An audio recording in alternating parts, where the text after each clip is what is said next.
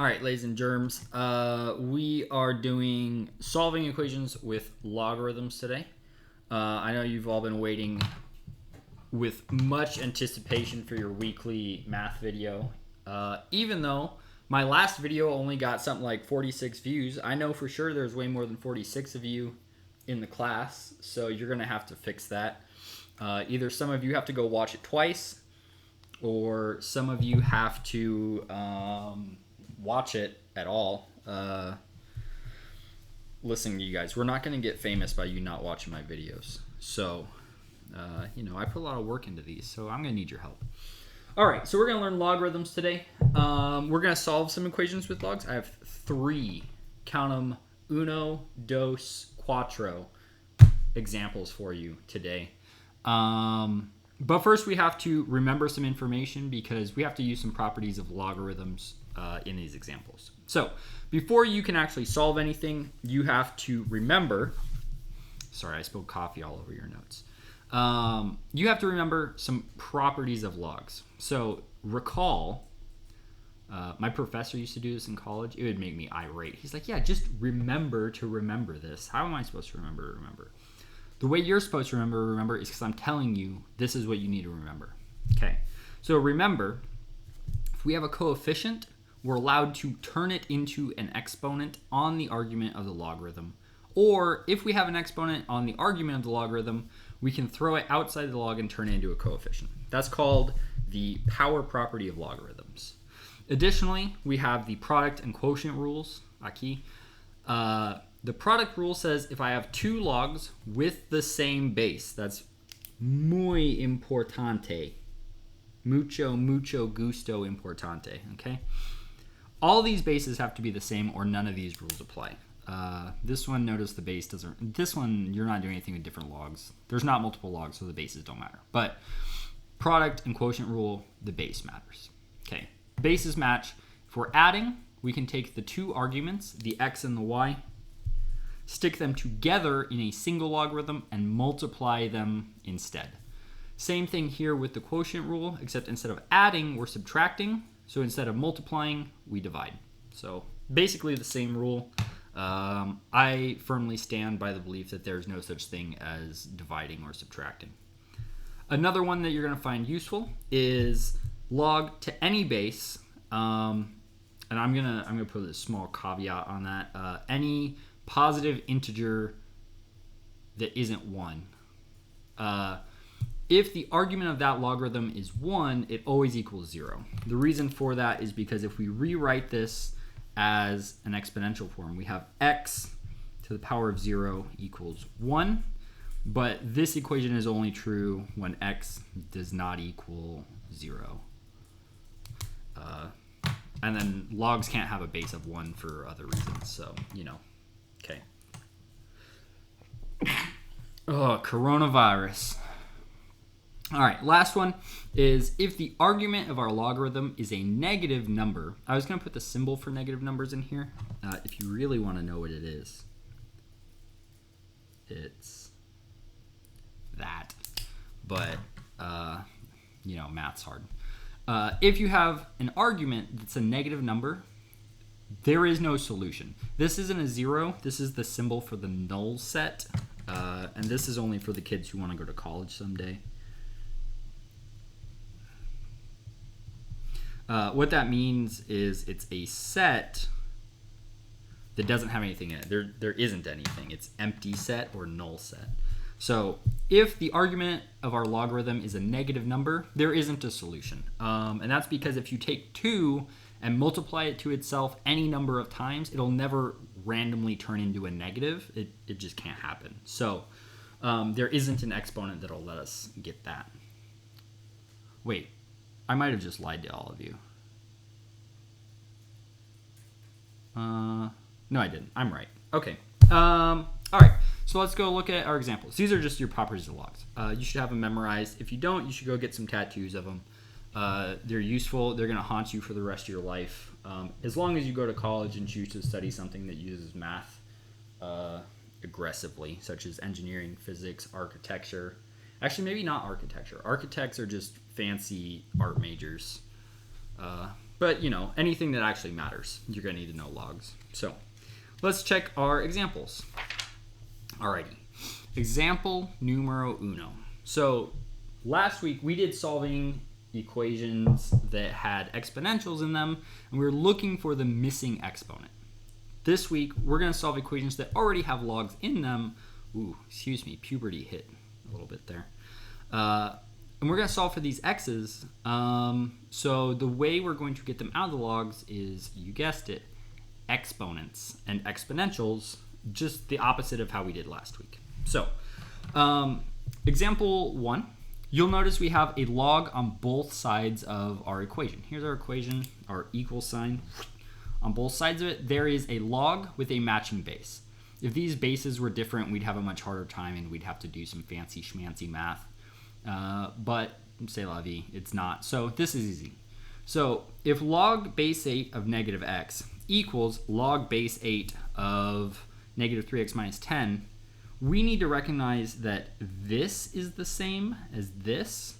So for these two things to be equal, this thing also has to be the same as that thing.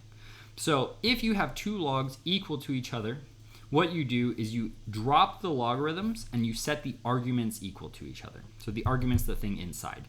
So we're going to set negative x, let me get the correct color pen, equal to negative 3x minus 10. And then this is easy baby kid math that they teach you in kindergarten, and we can solve for x. So we're going to add 3x over. So we have 2x equals negative 10. Divide both sides by 2. X equals negative 5. This is our answer, we think. We need to check for extraneous solutions, though.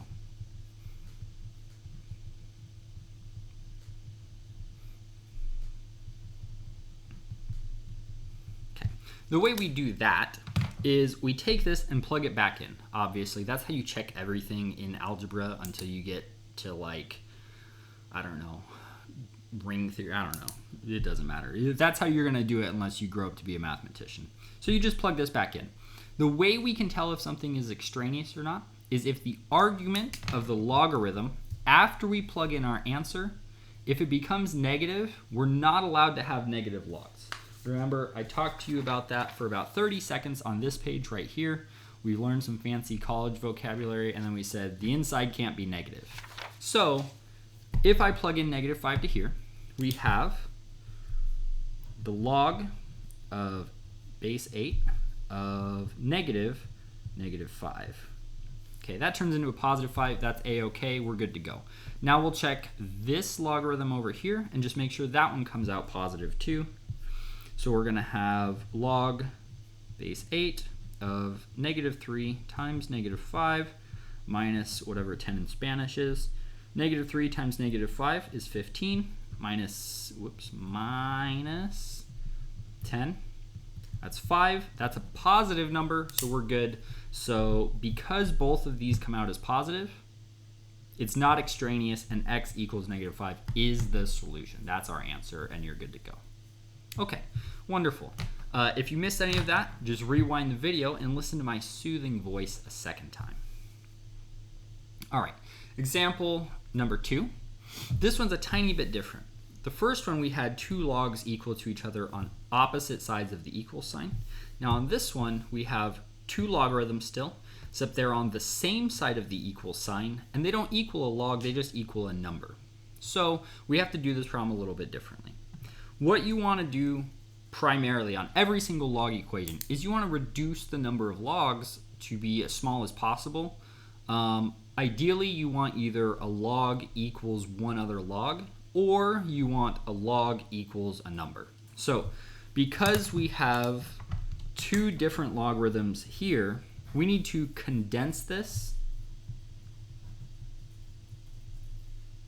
using those properties of exponents and logarithms that we learned a couple weeks ago or on that front page we talked about. So because this is subtracting, we're going to use our quotient rule. It says that if I have two logs with the same base and then I'm subtracting, I can do the first argument divided by the second argument and then stick them in one log. So this is going to get rewritten as log base 7 of 9 divided by negative 2x. And that equals 2. Okay, now that we have a single logarithm equals a number, we are not going to hit it with anything. What we're going to do is just use the definition of a logarithm, which says if I have any base to an exponent, this is terrible notation, back up. If I have any base to an exponent that equals something, we can rewrite this as log with the same base of the something equals the exponent. This is just the definition of a logarithm. So we're going to use that to rewrite this equation in exponential form, and then our problem will be much, much easier. So this is going to be our base is 7. Our exponent, there it is, our exponent is what the logarithm is equal to. So our log equals 2. That's going to become the exponent for our 7. And then our exponential equation equals whatever the argument of the log is. So 9 over negative 2x. Now this is not quite an easy peasy kindergarten problem, but it's maybe a first grade problem. So now we just simplify this and solve for x. 7 squared is 49 equals 9 over 2x, negative 2x, pardon. Now we're going to multiply both sides by negative 2x. So what's 49 times 2? 8. It's going to be negative 98. There we go. X equals 9. And then we divide both sides by negative 98. Those cancel. X equals 9 over negative 98. Let me double check the solution just to, make sure. Yeah, definitely, for sure. That's correct. And then we should, of course, check to make sure it doesn't make the arguments of either of our logs negative and give us an extraneous solution. So there's not even an x in this log. I can't plug it in. That's a positive 9. This one we don't care about because there's no variable. Here, the argument has to be positive. This is a negative 2 times a negative 9 over 98. A negative times a negative is positive. I don't care what the number is. All I care is that it's positive. Because it's positive, that's not extraneous. This is the for real answer, and you're done. Logs are easy. You're going to go to college. Cool. All right, one more problem. This one is muy peligroso. So make sure you buckle your bootstraps. This one's going to put hair on your butt. Okay, same idea here. We have a log plus a log equals a number. So the first thing we're going to do is condense these two logarithms. And now because this is a plus, we're going to use the product rule instead of the quotient rule. So that just says we multiply the arguments. So x squared minus 9 times 9, we distribute this 9 into the x squared minus 9. And then we condense it all into a single logarithm with a matching base. So this is going to be ln, which is our natural log, has an invisible base of e, Euler's number. Distribute 9 to 9x squared minus 9. So this is going to be 9x squared minus 81. And this equals 1. All right. Now we do the same thing. We're going to rewrite this into exponential form. So our base here, it's invisible, but because it's a natural log, we know it's an e, Euler's number. Euler, greatest mathematician to ever live. So we'll write that in exponential form. This is e to the power of 1 equals 9x squared minus 81. Okay. Now, this is a quadratic because we have an x squared.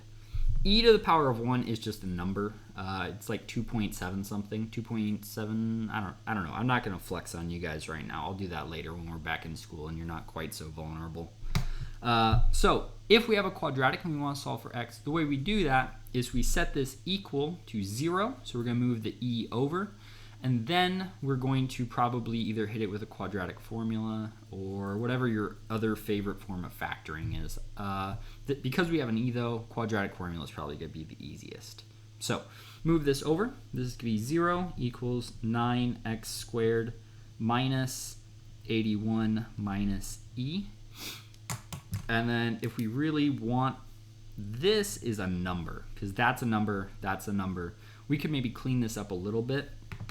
by rewriting this as 9x squared minus 81 plus e. If you want to keep them separate, you could put a decimal there if you're, not scared of those, but most of you are, so c'est la vie. All right, now this is a quadratic still, so we're going to find our a, b, and c and beat it to death with the quadratic formula. So a is 9, because our leading coefficient is 9. B is 0. We don't have any x terms here in the middle, so b equals 0, and then c is negative 81 minus e. All right, now we're going to just plug these into the quadratic formula. I know, but Mr. Barton, this is a scary number. There's a number and a letter. Oh well, that's too bad, kids. You're going to college someday. You're going to have to do scary stuff someday. It's okay to face your fears. So, quadratic formula, x equals plus or minus, no, not plus or minus. Holy smokes, let me teach kids. X equals negative b plus or minus the square root b squared minus 4ac all over 2 times a. This is nice because our b is 0, so this thing just straight up goes away. That thing goes away. So our quadratic formula is positive or negative. See, I was right. I was just getting ahead of myself. It's because I'm a genius. The square root of negative 4ac over 2a. So now we'll just plug in a and c, which are 9 and negative 81 minus e, and then, clean it up and call it a day. So x equals plus or minus square root negative 4 times 9 times negative 81 minus e all over 4 times 9 is 36. All right. Now up here we got to do some cleaning. So x equals plus or minus square root negative 4 times 9 is negative 36 times negative 81 minus e over 36. We know the square root of 36. It's 6. So we're going to pull that outside of our radical. So we have 6 square root of this negative is going to cancel these negatives. So it's going to be 81 plus e over 36. And now 6 and 36, they can cancel because this is a coefficient, this is a coefficient, we can reduce that. So this is going to become plus or minus the square root of 81 plus e over 6. And then that's probably about as cleaned up as we can get that. So we're going to leave it that way. Of course, you would want to plug these back into your log to make sure that nothing comes out negative.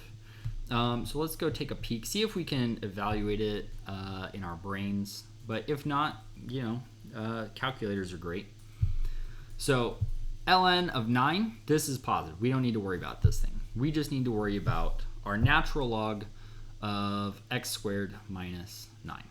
Okay, so let's go look at this thing squared, and we just need to make sure that it's bigger than 9. Because if it's smaller than 9, a small number minus 9, that'll turn negative. If it's bigger than 9, a number bigger than 9 minus 9 is still more than 0, so it's positive.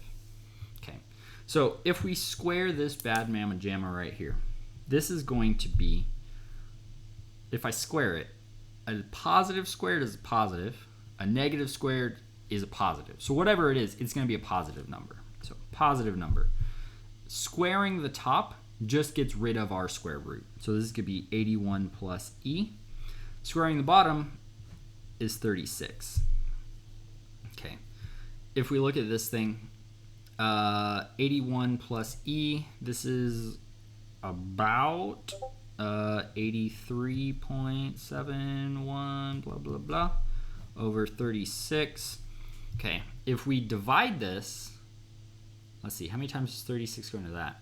2 would be 72. So this is less than 3.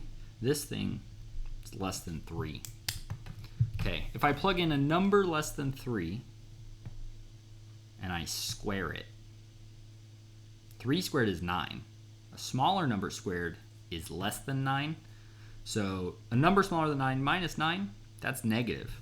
That means this thing, I believe, is extraneous. But let me double check the solutions. The solutions say it's not extraneous, which is weird. I might have done my math wrong here. Let's double check here.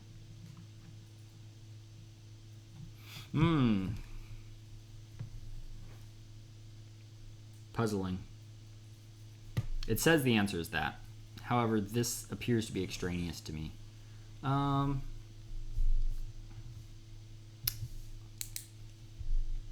Yeah, I would, you know what?